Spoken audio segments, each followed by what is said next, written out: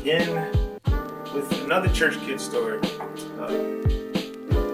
Sometimes, man, growing up in church, it's not one particular story, but you have just instances, just things that you remember that'll always stand out in your mind and that you experienced because you went to church. I like to call them the after service activities, man. It could range from anything. In service, it could have been anything. It could have been a choir rehearsal. It could have been some kind of Sunday service. It could have been the middle of convocation. If you grew up in church, you know what convocation is. And you know where it falls. So a lot of times, man, you had your friends, man. You guys always wanted to get up, go hang out at each other's houses and stuff like that. Especially, on after church on Sundays. It was like a thing. Like, you go to your friend and you say, hey, man, you ask your mom, or hey, I'm gonna ask my mom. And you tried to set it up, and it's like, it was the early stages of scheming. It's just something we did. You had to come up with some kind of elaborate plan or like play on the heartstrings of your parent. And a lot of times you'd get a yes, depending on who you were. But then there's other times where you get a no. And anybody that ever asked to go to my house, if I asked in front of my mom and in front of them, like together, that was the quickest way to get a no. I don't know what it is, and I guess I figured it out once I became a parent, but there's something about your kid putting you on the spot in front of another kid that just makes you want to say no. And so I recall this one particular instance, man. I'll never forget. 5 years old, singing in the intermediate choir. My grandmother is driving the van because she was the choir director. My mom, they're there, and we're getting close to the last stop. Last stop, I wanted to go to Damon Household, which is something I did all the time anyways. This particular Saturday though, I asked and I was told no. So I did what any kid in that situation would do. I came up with a plan. But it wasn't just me, because a 5-year-old can't come up with elaborate schemes alone. No, you need help. And so I had help. I had 3 other people that were willing to help me in this situation so we could all reach our common goal, which was to play basketball or Super Nintendo or whatever the case may be. Anyways, we started to get closer and closer to all the kids being off the van. Now, we knew this was about the last stop. There was maybe 2 other kids that were going to be left on there. That's because their parents were still on the van. So the plan was we would cover me in a coat, big coat. And I don't know if you've ever seen like those comedy sketches where they kind of like walk sideways, and as they continue to walk, they shrink. It was kind of like one of those, except I didn't shrink because I was 5, so I was already small. And we're getting there. Like we pull up to the driveway, we're walking me off, and everything seems normal. And then there's always that one kid, always that one that just has to say something and just kind of ruin the entire vibe. And by ruin the vibe, I mean cause me to get a whooping.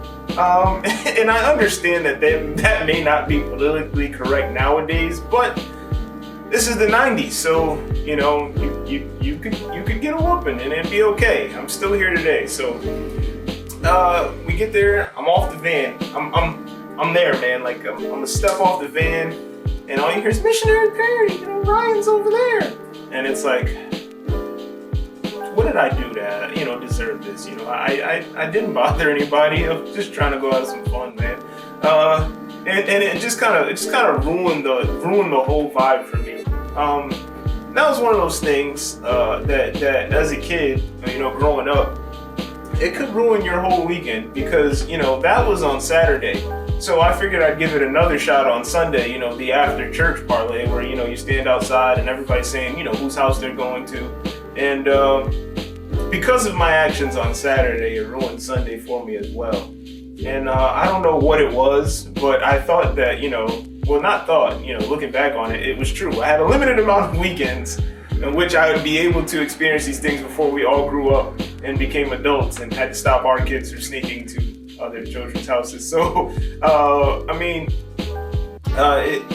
there's just a lot of different instances in which, you come up with these elaborate schemes. Last one I had is there's something, that goes on. So spring conference, right? There's spring conference, there's convocation. Now, these both tend to fall around times that we had school vacations. And and it always depended on, what it is, your parent felt you should be doing. There'd be times where I could go, and there'd be times where I couldn't go. This particular time, my mom said I could go, but back then we used to have to travel. Now it was kind of like a satellite thing. You do 2 days here, 2 days there, 3 days here. So I believe we had to travel to like Pittsfield, and everybody that knows Pittsfield knows it's absolutely nowhere near Springfield. Pretty much nobody wants to go there.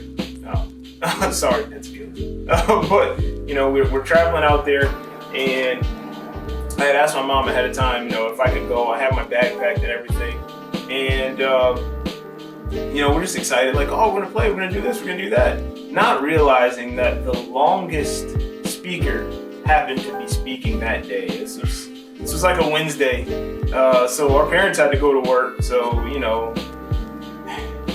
they were tired. Us as kids, we didn't have school at that time because it was vacation, but we were still tired. And it's like the guy kept going on and on and on. And it's like a ticker that goes off, like when you're a kid and you realize that your time of play is dwindling away. And that's kind of what happened that time. And it was kind of deflating because we had this whole elaborate thing we were going to do. It was going to be a good time, just to get home and pretty much be told it was time to lay it down. So there was plenty of times where, you had these after church times, and anybody that grew up in church kind of knows how that goes. But it's definitely one of those things that you remember your entire life, because you make a lot of memories and you do a lot of different things with said people in your after church activities. So this is not so much just one story, just jumbled up thoughts, and me kind of spewing them out at you about things that went on after church. So, Church Kid Stories. And cut. You never have one full story. You try to stretch them to get what you can.